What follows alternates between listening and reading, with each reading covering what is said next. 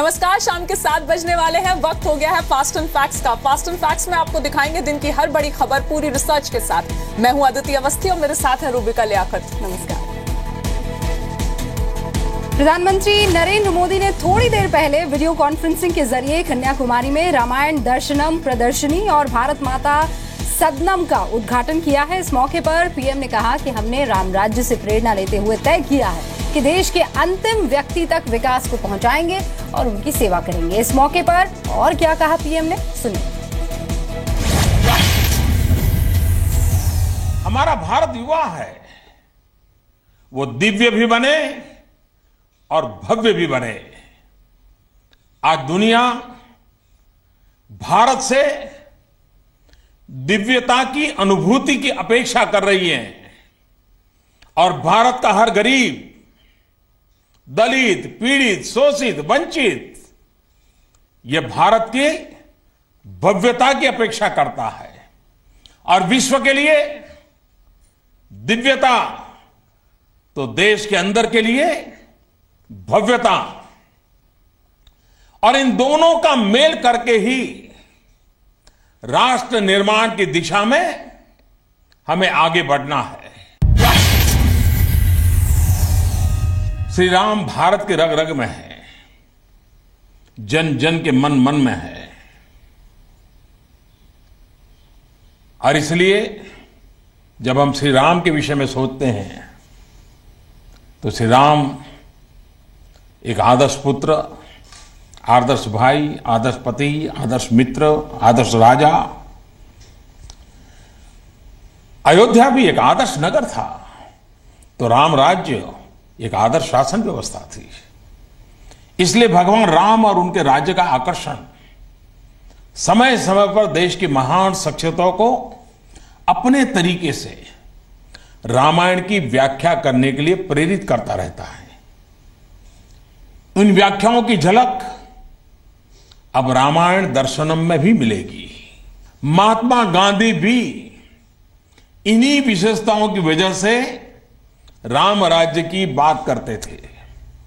निश्चित तौर पर एक ऐसा शासन था जहां व्यक्ति, पर्सन इंपॉर्टेंट नहीं बल्कि प्रिंसिपल इंपॉर्टेंट हुआ करते थे। आज जब विवेकानंद केंद्र में हनुमान जी की मूर्ति की स्थापना हो रही है तो उनके इस कथन की इंस्पिरेशन का भी पता चलता है। हनुमान जी यानी सेवा, हनुमान जी यानी समर्पण, निर्विकार समर्पण। भक्ति का वो रूप था जिसमें सेवा ही परम धर्म बन गया था। और इसलिए भाइयों बहनों, हम भी जब सबका साथ सबका विकास ये गाइडिंग प्रिंसिपल पर चल रहे हैं, चाहे गरीब से गरीब व्यक्ति के लिए जनधन योजना के जरिए गरीबों को बैंकिंग व्यवस्था से साथ जोड़ा जाए। आज गरीब के पास एक व्यवस्था कर करके हमने आगे बढ़ने का प्रयास किया था।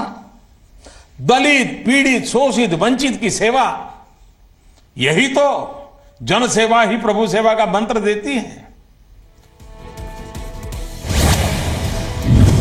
बीएसएफ के जवान तेज बहादुर के बाद अब सीआरपीएफ के एक जवान का वीडियो सामने आया है।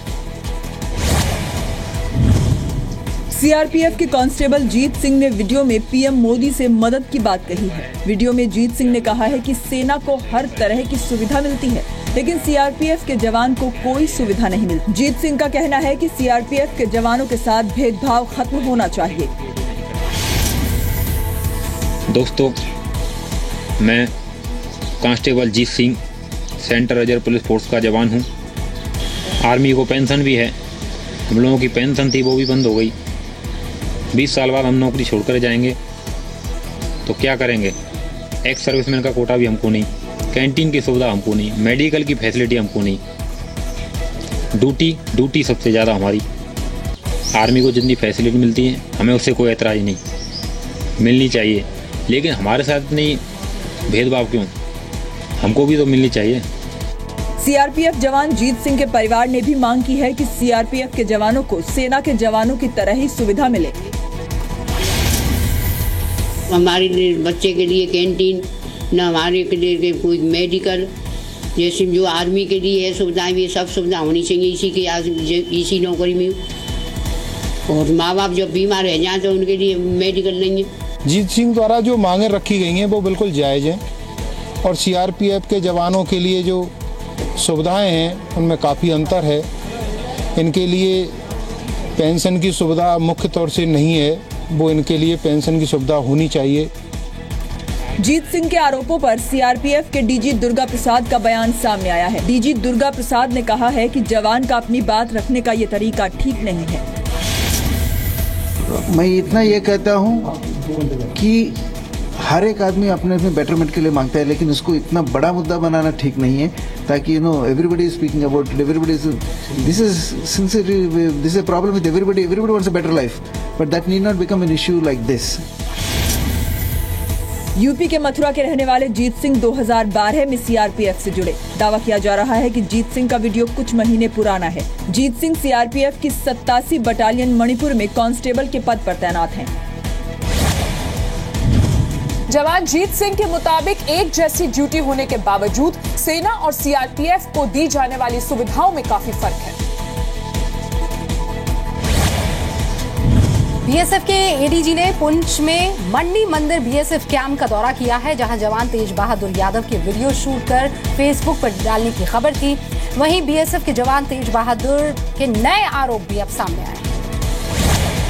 तेज बहादुर ने फोन पर अपनी पत्नी से बात करते हुए दावा किया कि अधिकारी मेरे ऊपर दबाव बना रहे हैं। तेज बहादुर ये चाहते थे कि उनकी बातचीत मीडिया तक पहुंचे, इसीलिए उन्होंने अपनी पत्नी से कहा कि वो मीडिया से बातचीत करें और मेरे बयान को मीडिया तक पहुंचाएं। तेज बहादुर की पत्नी ने जी न्यूज से खास बात की। मैंने पूछा कि आपने ये क्यों कर दिया भाई, कोई बात हो जाएगी, क्या होगा? तो बोले कि क्या करें, तो 10 दिन हो गए ऐसा खाना खाते खाते, 11 घंटे ड्यूटी करते हैं। पता था उनको कि मेरे साथ कुछ भी हो सकता है, इसलिए उसने अपने वीडियो में बोला भी है कि अधिकारियों के बहुत बड़े हाथ हैं और मेरे साथ कुछ भी हो सकता है। पर अपने उसकी परवाह किए बिना इन्होंने ये किया कि कम से कम और जवानों का भला तो होगा, कुछ तो होगा। तेज बहादुर के पूरे परिवार का दावा है कि उन्हें परेशान किया जा रहा है। वो सारी बातें वहाँ पुलिस ने इनको बार बार भेज दी है, वो बार बार परेशान करते हैं, हमें भी परेशानी हो रही है। उसके ऊपर क्यों हमें भी बार बार पुलिस स्टेशन जाना पड़ता है, और वो सारा काम जो है वो अफसर जो है ना, अफसरों की सुनते हैं और जवानों की तो कोई पूछ ही नहीं है। ये तो सब गुलामों की तरह रखा हुआ है बच्चों को। सरकार ने पूरे मामले पर निगाह बनाए रखने की बात कही है। कोई ऐसा घटना ना हो उसके लिए भी सुनिश्चित करने के लिए कमेटियां जो बनाना है ऑफिसर्स के लेवल में, फोर्सेस के लेवल में, वो भी पूरा कर रहे हैं। तो कभी पाई गई है आप सर मानते हैं कि जो जवानों को खाना दिया जा रहा था वो सही खुराक नहीं? हर चीज का अपडेट होते रहना जरूरी होता है। कोई भी काम, कोई भी कार्यक्रम का अपडेट होते रहना चाहिए, और हम लोग इसका बहुत ही करीब से जायजा ले। बीएसएफ जवान तेज बहादुर यादव ने सोशल मीडिया पर वीडियो शेयर कर अधिकारियों पर गंभीर आरोप लगाए थे।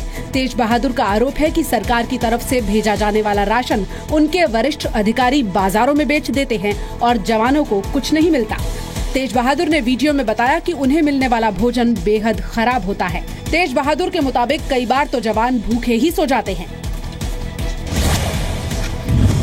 सूत्रों से खबर है कि पीएमओ ने तेज बहादुर यादव के खाने को लेकर मिली शिकायत पर गृह मंत्रालय से रिपोर्ट तलब की है।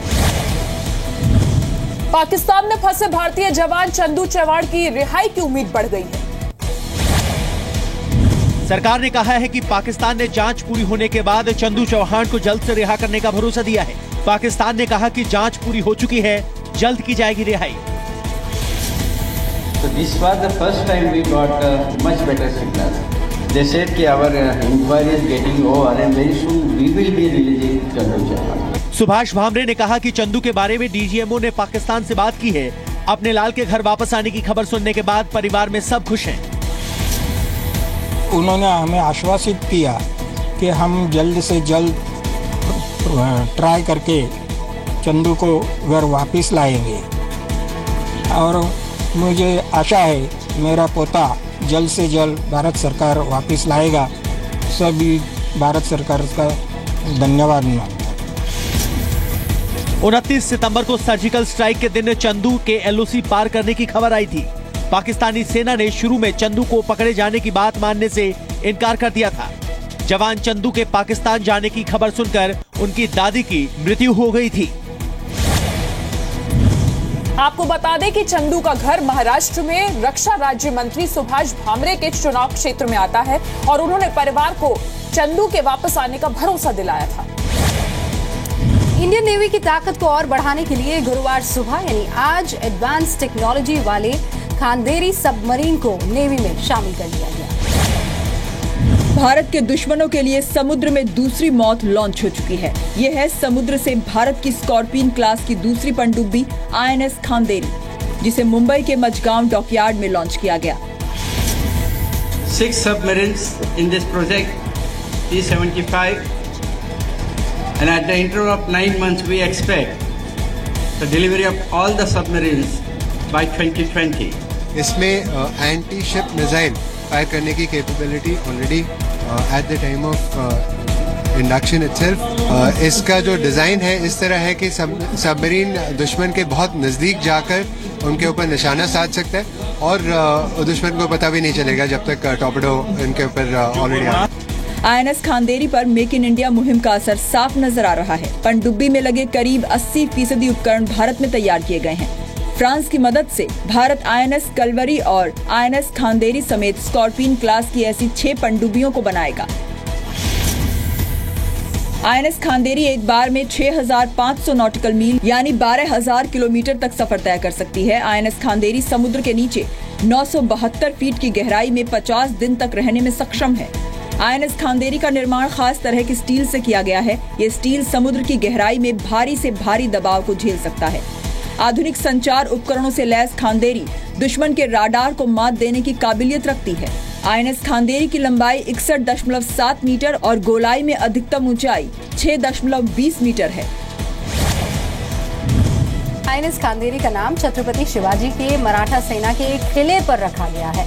एक द्वीप पर बने इस किले ने 17वीं सदी में मराठों का वर्चस्व कायम करने में बेहद मदद की। आदित्य, ये इंटरेस्टिंग खबर है। योग गुरु बाबा रामदेव ने आज एक साथ 1 लाख लोगों के साथ सूर्य नमस्कार का एक रिकॉर्ड अपने नाम किया है। छत्तीसगढ़ के भिलाई में मेगा योग शिविर कार्यक्रम में बाबा रामदेव और आचार्य बालकृष्ण ने लोगों को एक साथ योग करवाया। दावा किया जा रहा है कि 1 लाख लोगों ने एक साथ बैठकर कपालभाति और अनुलोम विलोम प्राणायाम किए। 10 लाख पुशअप एक साथ यहाँ पर 1 लाख से ज्यादा लोगों ने लगाई, उसका भी एक वर्ल्ड रिकॉर्ड बना। और इसके साथ साथ मेडिटेशन एक साथ करने का और सर्वांगासन हलासन एक साथ करने का वर्ल्ड रिकॉर्ड यहाँ पर बना है। इस मौके पर क्रिकेटर हरभजन सिंह भी मौजूद थे। भिलाई के पंत स्टेडियम में बाबा रामदेव और हरभजन सिंह ने एक दूसरे से पंजा भी लड़ाया। भिलाई मेगा योग शिविर में एक golden book of award record भी बनाया गया। हरियाणा के रोहताश ने 19 मिनट में 1000 पुशअप कर वर्ल्ड रिकॉर्ड बनाया। तो योग से आपके शरीर को क्या फायदे होते हैं, इनके बारे में आपको बताते हैं। योग के प्रयोग से शारीरिक, मानसिक और आध्यात्मिक लाभ मिलता है। योगाभ्यास से रोगों से लड़ने की शक्ति बढ़ती है, शरीर स्वस्थ रहता है, निरोगी रहता है। योग से तनाव दूर होता है, अच्छी नींद आती है। योग करने से भूख अच्छी लगती है और पाचन सही रहता है। ध्यान भी योग का एक महत्वपूर्ण हिस्सा है। ध्यान लगाने से मानसिक तनाव दूर होता है। मेडिटेशन करना चाहिए। योग से ब्लड शुगर का लेवल घटता है और बैड कोलेस्ट्रॉल भी कम होता है। योग शरीर की प्रतिरोधक क्षमता को यानी इम्यूनिटी को बढ़ाता है। जानकारी इंपॉर्टेंट है। एक रिपोर्ट के मुताबिक वायु प्रदूषण की वजह से देश में हर साल 12 लाख लोगों की जान जा रही है। WHO की ओर से जारी एक रिपोर्ट के मुताबिक दिल्ली ने एक बार फिर से वायु प्रदूषण के मामले में देश को टॉप किया है। लोग मास्क पहनकर घर से बाहर निकलने को मजबूर हो रहे हैं। एक रिपोर्ट के मुताबिक एक चौंकाने वाला खुलासा हुआ है। जो 20 मोस्ट पॉल्यूटेड सिटीज का नाम लिया गया देश में, उनमें दिल्ली सबसे ज्यादा पॉल्यूटेड सिटी रही और 2015 के जो एनुअल पॉल्यूशन रहा उसमें PM10 का लेवल 268 दिल्ली का रहा। दिल्ली सरकार प्रदूषण पर लगाम लगाने के लिए जरूरी इंतजामों के दावे कर रही है, लेकिन विशेषज्ञों का मानना है कि हर गुजरते दिन के साथ हालात और बदतर होते जा रहे हैं। हम आपको कुछ ऐसी टिप्स बताना चाहते हैं जिससे आप जानलेवा पोल्यूशन से किसी तरीके से बचाव कर सकें। सबसे ज्यादा खाने से मिलने वाला जो एंटीऑक्सीडेंट है वो आप जितना हो सकते हैं लीजिए, क्योंकि वायु प्रदूषण से होने वाले प्रभावों से बचने में ये सबसे ज्यादा मदद करता है। अब इसमें क्या है, विटामिन सी, जो कि शरीर के लिए सबसे शक्तिशाली है एंटीऑक्सीडेंट के तौर पर। विटामिन सी हमारी पूरी बॉडी में रहता है और फ्री रेडिकल्स की सफाई करता है। सब्जियों में अगर आप धनिए का पत्ता लेते हैं या चौलाई का साग खाते हैं, गोभी खाते हैं, तो ये विटामिन सी के बहुत अच्छे सोर्सेज हैं। फलों में आंवला है, अमरूद है, संतरा है, ये भी विटामिन सी के बहुत अच्छे सोर्सेज हैं। और इसके अलावा विटामिन ई का भी सेवन जो है आपको करना चाहिए, इससे आपकी इम्यून सिस्टम को बहुत मजबूती मिलती है।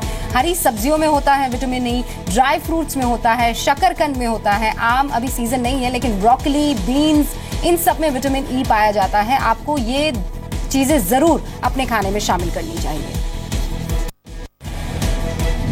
तो फास्ट एंड फैक्ट्स में फिलहाल इतना ही। अब हमारी आपसे अगली मुलाकात फास्ट एंड फैक्ट्स में कल शाम 4 बजे होगी। नमस्कार।